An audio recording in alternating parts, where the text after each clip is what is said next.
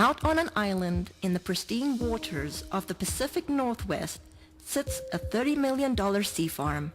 Not just an ordinary sea farm challenging the environment, one that actually gives back. One of the things that's always been extremely important to my dad has been the environment.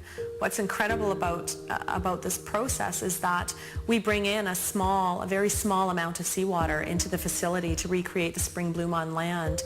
And in order to get the amount of microalgae that we're growing on land, we would have to bring in a massive amount and deplete the ocean of a very, very viable food source, whereas the water that's leaving our facility actually contains more phytoplankton that is going directly back out into the ocean than what was originally brought in. And he is providing even a larger source of that back to Mother Nature, and that's beautiful. In the age of World Wide Web, cloning, and moonwalkers, now we can naturally grow and harvest phytoplankton. I built on this site a large shellfish hatchery, one of the largest in the world.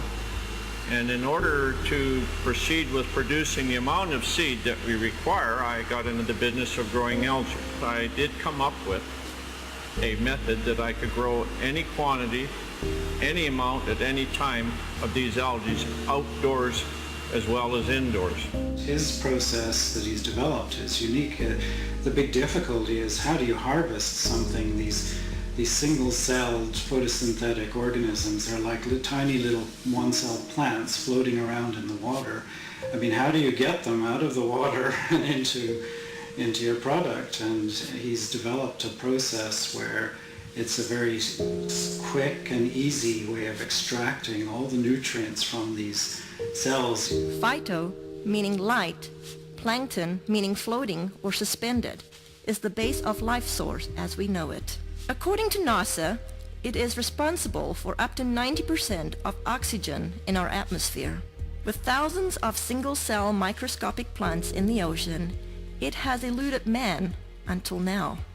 I'm just grateful that I was chosen to find this product because it's been very elusive. It's eluded man until now, and here we have it, and I'm going to help as many people as we can, I hope. Throughout history, necessity continues to be the mother of all invention. He was creating the phytoplankton to feed his shellfish, and as the business grew, his health started to deteriorate, and I used to think that he was just maybe overworked or, tired, and he ended up getting diagnosed with some pretty serious illness about a year ago. They had diagnosed me with quite a serious cancer. In fact, a very serious cancer. It's called mesothelioma, and there's only about 2,000 cases a year in North America. Nobody survives. With just 9 weeks to a few months to live, Mr. Harper did the unimaginable. I was not expecting what I heard. They basically gave him 9 weeks to 9 months to live. Well, it was a pretty big blow, so trying to get my affairs in order, which had to be done. We then, just basically settled down for me to start slowly, dying. I had to go down and pick out his grave plot, and that was a really, just a very horrible, raw, vulnerable time. While all this was happening, getting ready for his surgery, we'd all been giving him a bit of a hard time because he had been eating phytoplankton out of the tanks at work.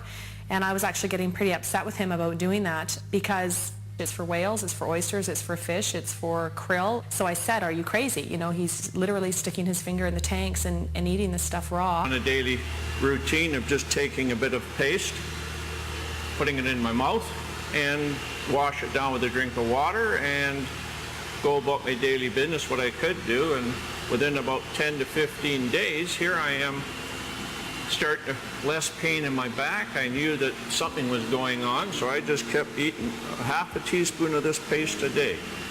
I was booked to go for surgery in Victoria where they're going to do what they call a talc treatment, and they take a medical grade talcum powder, they introduce it into between your lungs and your pleural lining and keep you in the hospital for a few days, and that there causes your lungs to fuse together, and it stops you from drowning in your own fluids that are built up. The head surgeon came out and had a very odd look on his face. I said to my mom, oh my God, something's happened. My dad's died, and I was just shaking and panicking, and the surgeon came up to me and he said, I don't know what's going on here, but there's a strange foreign white substance covering your dad's tumors in his lungs, and we've never seen anything like it before. Well, lo and behold, they went in there to have a look, saw something they never seen before, took 11 sites, sent them away for biopsy, and I got the news back. Everything was benign. They just did not know what to make of it. Everything was absolutely clean. Well, the surgeons are saying that they don't know what I had. They don't know if what I created and am taking had any effect on the cancer. All they can tell me is they've never seen what they saw inside of me, and I attribute this to my algae. I fully believe that with all my heart. I do moderate exercise every day. I watch what I eat. I lead a very normal life. And as a bonus, I've lost weight and I've tried dieting all my life because I'm a diabetic, or I was a diabetic. If it's a coincidence or not, I don't know. But anyway, my blood sugar started dropping.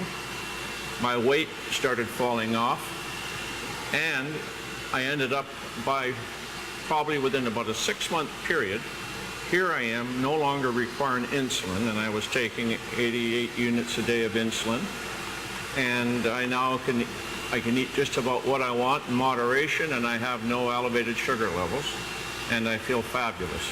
The potential benefits far outweigh the painstaking process to create even a teaspoon of a concentrated finished product. Well, we can do in a neighborhood of, in the winter months, about 25 ton of product. Summer months up to 45 metric tons a day.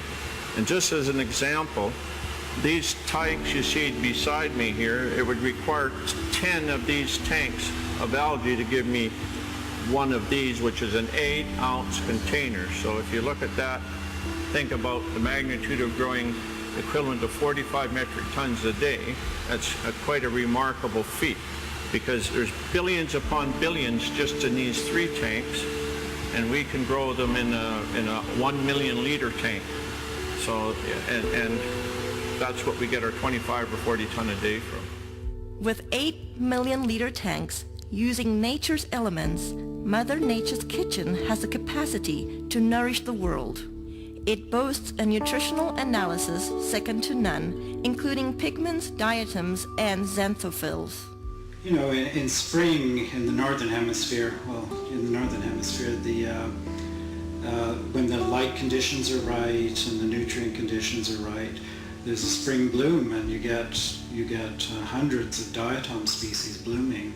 So they're producing pigments, there's a complement of amino acids, fatty acids, and vitamins. And the thing that's working in the product is probably the pigment, called the xanthophylls. And in phytoplankton, there are 2 xanthophylls I can think of offhand that potentially have some great benefits: fucoxanthin and diadinoxanthin. With this scientific breakthrough, it's no wonder experts from all over the world are clamoring to get their hands on phytoplankton. We've had calls from Asia, we've had calls from the UK, we've had calls from many from the States, all over Canada, people that have heard about this, whether it be through word of mouth, through any articles that have been written in the newspaper. But this is a product that is in such huge demand, and it's very interesting when we're getting phone calls from people within the medical system or within the holistic healing, people that are really taking a stand around their health, that are looking for something. The world really is coming to our door requesting, the product. They're hearing from their friends, they're hearing from this, that it is helping them in almost every aspect of their life. He's very protective of this product, and he doesn't trust it to just anybody. It's something that he holds very near and dear to his heart, as does the entire family. Even through such demand, those who partake this precious product are embracing health in a way like never before. a really good friend, and he had this problem with dandruff. I mean, we tried everything with him. Nutritional approaches, we've tried emotional approaches, we've tried adjustments, anything you could think of. He came into my office one day and he literally bent over and did this. He does that and I'm looking, there's nothing. And I couldn't believe it. And then he says, well, I got this stuff. And it turned out to be the plankton, the phytoplankton. And I said, well, what did you do with it? Did you put it on your head? He said, no, I just took it internally. And I said, well, how long have you been doing this? And it wasn't even a week. It wasn't even a week till it was completely gone. When I saw that, I mean, lights went off all over the place. I mean, for that to have an internal product, to have that kind of effect on an external problem like that, it means that it had to do something amazing internally. Testing each batch to ensure the quality control come first at the conclusion of each batch. Yeah, every batch I look at, I mean, there's always a concern that some condition has gone awry, and you have to make sure that all the species are benign. Whether it will be your health, energy, pH, or just life force, let phytoplankton work with your body the way it works with Mother Earth. The thing about phytoplankton was it had such amazing results. I had to go to the books to find out what's happening. So the first thing I looked at was most people, well, everybody had this amazing change with their muscular systems, and also the people had noticed that they weren't hungry, so their sugar levels had changed. So if you go down to a cellular level, what part of the cell actually has an effect on sugar level? Well, if you look at the cell, there's a part of the cell called the mitochondria.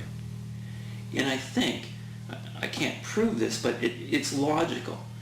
The common sense thing says that insulin resistance is because the cell can't handle the sugar anymore, and it says no more. So insulin, the hormone that pushes the sugar into the cell, all of a sudden the cell's not having that anymore, because if it keeps going, it's going to completely damage the energy producer in the cell called the mitochondria.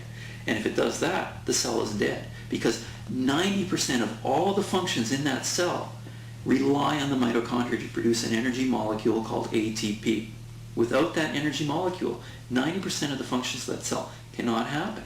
So when I looked at it, it made a lot of sense. And then I looked further. What's really interesting is a lot of the common diseases we're having today, what are they finding? They're finding damage to the cellular level, the mitochondria at the cellular level.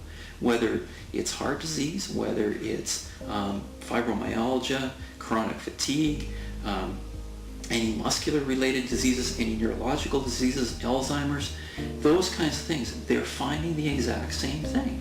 Phytoplankton is such a complete nutrient. And when I look at a complete nutrient, what I'm looking for is I'm looking for as close to nature as possible. And in all of the indigenous peoples of the world, the reason they're so healthy, and all of the studies that show that they have the better complexions and the better teeth and don't have dental care, but their teeth are okay and they're healthy and they live a long life, is because they eat very close to nature. And so the closer to nature you can get, the better you will survive, because the better nutrients can be transferred to your cells. Mr. Harper continues to be acknowledged for inventing this one-of-a-kind process while staying true to his vision and purpose. As a family, we're working really hard not to allow a lot of false hype and a lot of media hype to interfere with the integrity of this product. The intent is to share this with people from a place of authenticity and truth. As for the Harper family, discovering how fragile life truly is, every day is a gift. They are just thankful to have another day. Thankfully was insightful enough to see that this needed to stick around, and he needed to stick his finger in that tank of algae and start eating it. And I to this day am floored that he trusted himself enough, especially when his body was that worn down and he was that sick. He still had enough intuition and enough of a gut feeling and connection with his heart to truly go with his instinct. And his instinct was to stick his finger in that tub of phytoplankton and eat it.